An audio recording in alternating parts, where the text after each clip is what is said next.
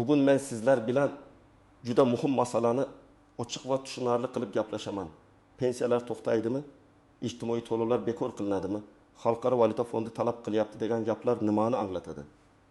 Bu mavzu faqat pensiyalar uchun emas, balki har bir oila uchun muhim. Chunki bugun ota-onamiz pensiya olayotgan bo'lsa, ertaga biz ham shu tizimga kiramiz. Bugun kimdir nogironlik nafaqasi, bolalar puli, kam ta'minlanganlarga yordam olayotgan bo'lsa, bu uyning noni, dori darmoni, kommunal to'lovi degani. Shuning uchun iltimos videoni oxirigacha ko'ring. Men hozir sizga vahma emas, aniq tushuntirish beraman. Nima o'zgarishi mumkin? Kimlar xavotir olishi kerak? Kimlar esa asossiz qo'rqmasligi kerak?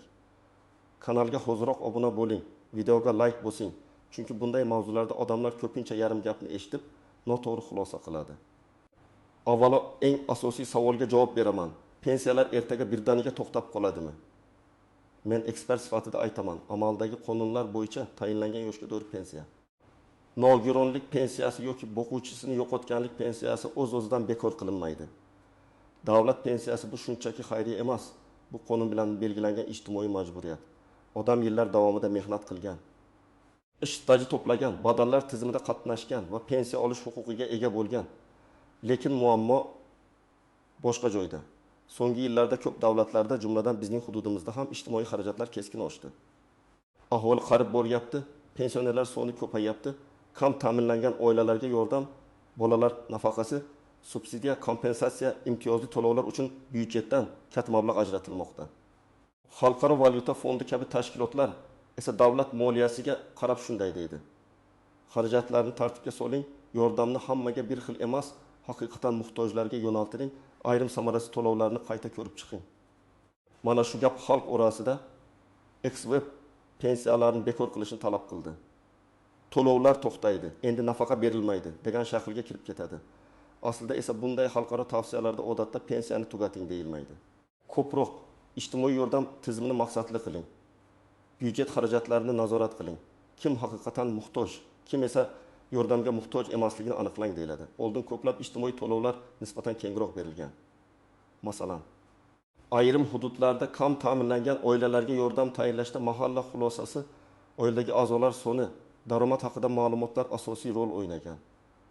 Ba'zan odamning rasmiy daromadi kam ko'ringan, lekin aslida u qo'shimcha daromad topgan yoki aksincha haqiqatan qiynalayotgan odam hujjat yig'olmagani uchun yordamdan chetda qolgan. Hozir esa tizim raqamlashtirilmoqda. Davlat organlari bir-birining bazasidan ma'lumot olmoqda. Soliq, bandlik, kadastr, avtomobil, bank, pensiya jamg'armasi, fuqarolik holati, ish haqi, tadbirkorlik faoliyati. Bu nimani anglatadi? Endi nafaqa yoki yordam so'ragan odam haqida og'zaki aytdi degan mezon emas. Elektron ma'lumotlar ham tekshiriladi. Oilada kim ishlayapti, kimning nomida uy-joy bor, avtomobil bormi, tadbirkorlikdan tushum bormi, bank kartasiga muntazam pul tushyaptimi? Bular ko'rib chiqilishi mumkin. Bu o'zgarishning ijobiy tomoni shundaki, haqiqatan muhtoj oilalar aniqroq topiladi. Salbiy tomoni esa shuki, ayrim odamlar ayrim sabablarga ko'ra yordamdan chiqib qolishi mumkin. Masalan, odamning nomida eski Nexia bor, lekin u mashina ishlamaydi, hovlida turibdi. Tizim esa avtomobil bor deb ko'rsatadi. Yoki oilada o'g'il Rossiyada ishlaydi, kartaga oyiga 2 million so'm yuboradi. Tizim buni daromad deb hisoblaydi.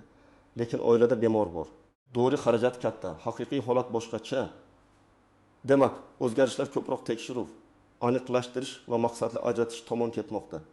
Birinchi navbatda yoshga doir pensiya olayotgan oddiy pensionerlar vahimaga tushmasligi kerak. Agar siz pensiyangizni qonuniy asosda olayotgan bo'lsangiz, yoshga doir pensiyaga chiqqan bo'lsangiz, ish stajingiz hisoblangan bo'lsa, hujjatlaringiz joyida bo'lsa, pensiya XWF aytdi deb bekor qilinmaydi. Pensiya tayinlanganidan keyin ham ayrim qayta hisob kitoblar bo'lishi mumkin. Masalan, ish staji topilsa, qo'shimcha hujjat topshirilsa yoki indeksatsiya qilinsa, lekin bu boshqa masala. Xavotir olishi kerak bo'lganlar kimlar? Birinchidan, hujjatlarida muammo bor odamlar. Masalan, mehnat daftarchasida yozuvlar noaniq, arxiv ma'lumotlari topilmagan, ish staji noto'g'ri kiritilgan. Ikkinchidan, ijtimoiy nafaqa yoki yordam olayotgan, lekin oilaviy daromadida o'zgarish bo'lganlar.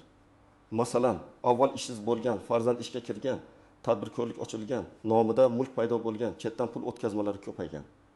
Uchinchi toifa, nogironlik bo'yicha to'lov olayotgan va tibbiy qayta ko'rik muddati yaqinlashgan odamlar. Nogironlik pensiyasi yoki nafaqasi ko'pincha tibbiy xulosa bilan bog'liq bo'ladi. Agar muddatli nogironlik belgilangan bo'lsa, qayta ko'rikdan o'tmaslik to'lov kechikishga sabab bo'lishi mumkin. Keling, oddiy misollar bilan tushuntiraman. Masalan, 68 yoshli onaxon 32 yil maktabda ishlagan, pensiyaga chiqqan, har oy pensiya oladi. Uning farzandlari ishlaydimi? Uyda kim yashaydimi? Bu uning yoshga doir pensiyasi to'xtatish uchun asos emas. Chunki pensiya shaxsiy huquq. Endi boshqa misol. 35 yoshli ayol 2 farzandi bilan bolalar nafaqasi oladi. Avval oilada rasmiy daromad yo'q edi. Keyin turmush o'rtog'i ishga kirib, oyiga 5 million so'm oylik ola boshladi. Bunday holatda nafaqa qayta ko'rib chiqilishi mumkin. Bu jazolash emas, tizim shuni tekshiradi. Oila hali ham belgilangan mezon bo'yicha muhtojmi yoki yo'qmi? Yana bir misol. 78 yoshli fuqaro nogironlik bo'yicha nafaqa oladi. Unga nogironlik 1 yilga belgilangan. U qayta tibbiy ko'rikdan o'tishi kerak edi, lekin vaqtida bormadi.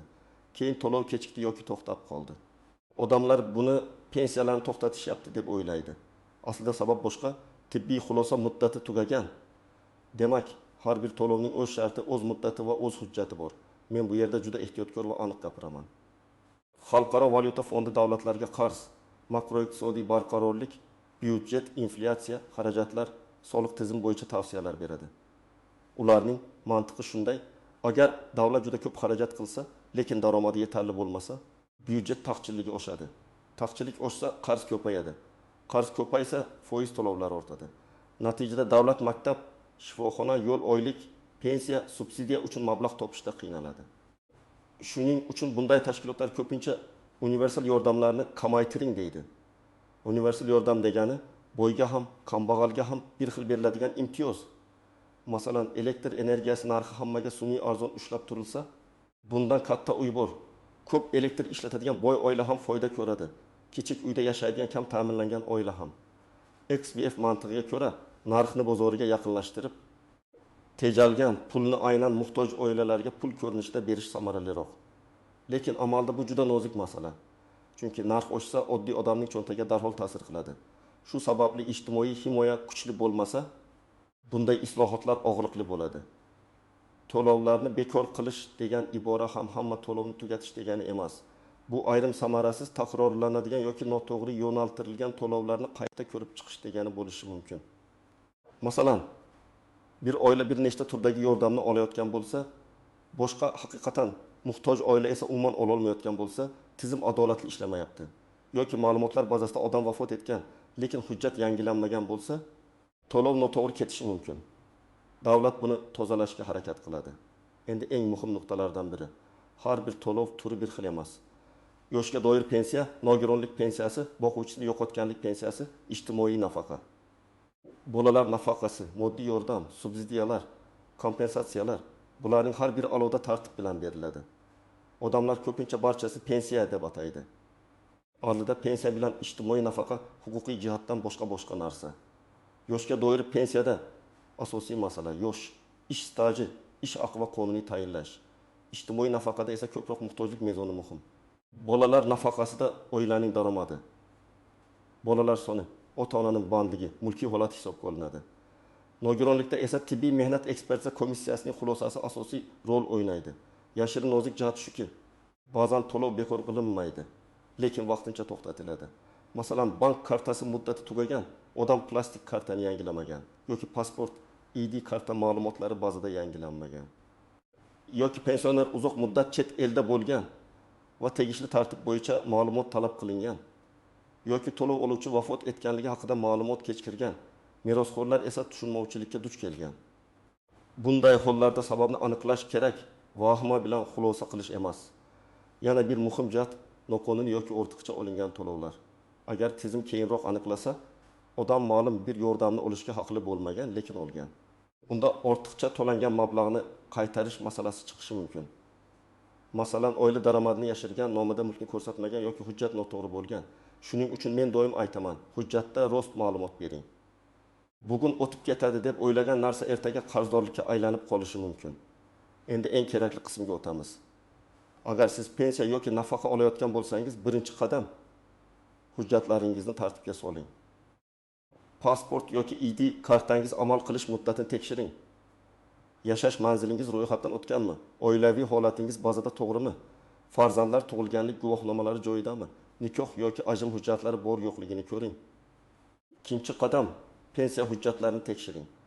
Mehnat daftarchasi, arxiv ma'lumotnomalari, ish staji haqidagi hujjatlar, sobiq ish joylaridan ma'lumotlar, harbiy xizmat yoki parvarish davrlari bo'lsa, ularga tegishli hujjatlarni alohida papkaga yig'ing. Agar siz hali pensiyaga chiqmagan bo'lsangiz ham buni oldindan qiling. Chunki pensiya yoshiga kelganda arxiv yo'qolgan, korxona yopilgan, u yozuv o'qilmaydi degan muammolar ko'p uchraydi. Uchinchi qadam, agar to'lovingiz kechiksa, avval bankdan boshlang. Kartangiz faolmi? Hisob raqamingiz yopilmaganmi? SMS xabarnoma bormi? Bank ilovasida tushum ko'rinmayaptimi? Shularni tekshiring. Keyin pensiya jamg'armasi bo'limiga yoki tegishli ijtimoiy himoya organiga murojaat qiling. Nega pul tushmadi deb og'zaki so'rash yetarli emas. Imkon bo'lsa yozma ariza bering. Arizada familiya, ism, otasining ismi, pasport ma'lumotlari, telefon raqam, yashash manzili, qaysi to'lov turi bo'yicha murojaat qilayotganingizni aniq yozing. Arizaning ro'yxatdan o'tgan raqamini oling. 4-qadam, agar sizga to'lov to'xtatildi deyishsa, sababini yozma ravishda so'rang. Sababsiz to'lov to'xtatilmasligi kerak. Sabab bo'lsa ham siz uni bilishga haqlisiz. Masalan, daromad mezonidan oshib ketganmisiz? Tibbiy xulosa muddati tugaganmi? Hujjat yetishmayaptimi? Bazada xatolik bormi? Buni aniqlang. Sabab aniqlansa, yechim ham topiladi. 5-qadam, agar bazada noto'g'ri ma'lumot bo'lsa, uni tuzatish kerak.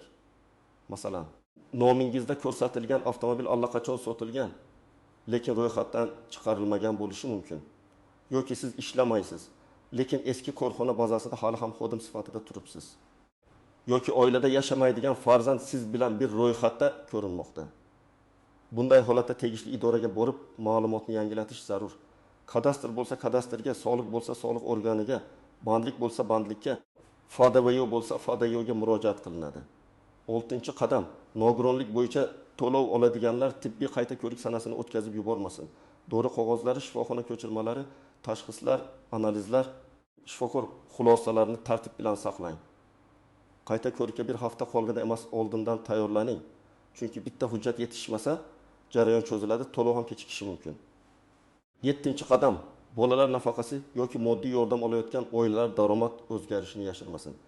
Agar siz haqiqatan muhtoj bo'lsangiz, dori xarajatlari, ijara shartnomasi, aliment olmaslik holati, ishsizlik, bemor parvarish kabi real holatlarni hujjat bilan ko'rsating.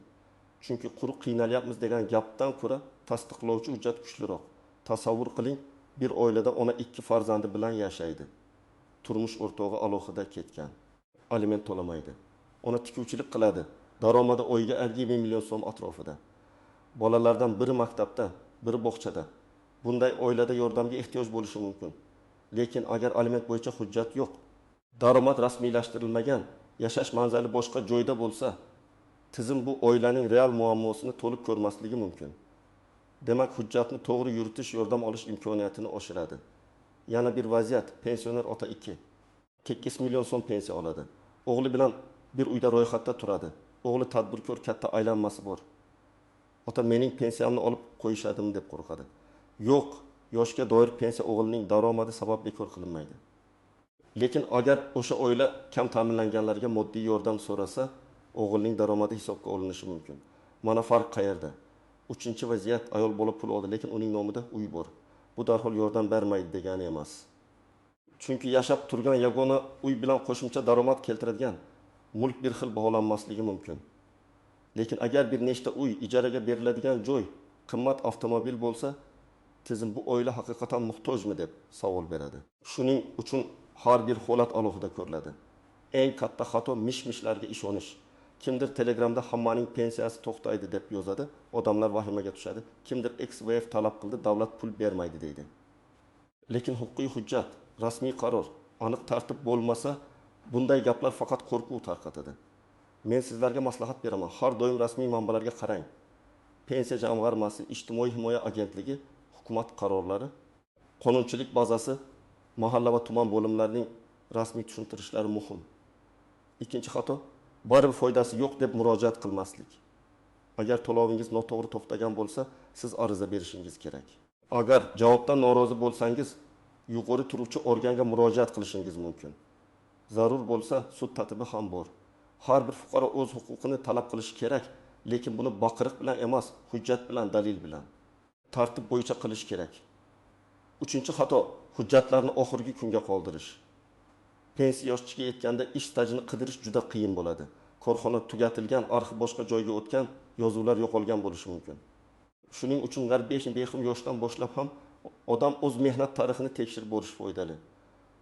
Qaysi yillarda qayerda ishlagan, buyruq raqamlari, ish haqi ma'lumotlari hammasi muhim. Demak, asosiy xulosa shunday. Pensiyalar birdaniga to'xtaydi degan gapga ishonib vahima qilmang. Qonuniy tayinlangan pensiya davlatning majburiyati hisoblanadi.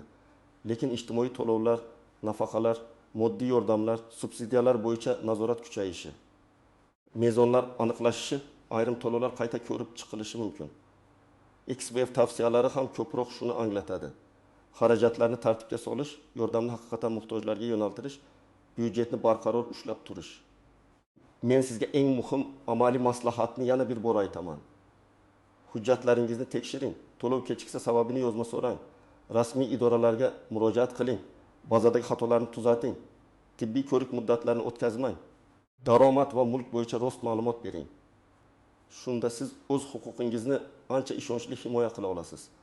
Agar sizning oilangizda pensiya yoki nafaqa bo'yicha muammo bo'lgan bo'lsa, izohlarda yozing, qaysi to'lov, qaysi sabab, qanday javob berishdi. Men keyingi videolarda eng ko'p uchraydigan holatlarni alohida tahlil qilaman. Videoga like bosing, kanalga obuna bo'ling va yaqinlaringizga yuboring. Chunki bunday ma'lumot bir odamning pensiyasini, bir oilaning nafaqasini, bir bemorning dori pulini saqlab qolishi mumkin.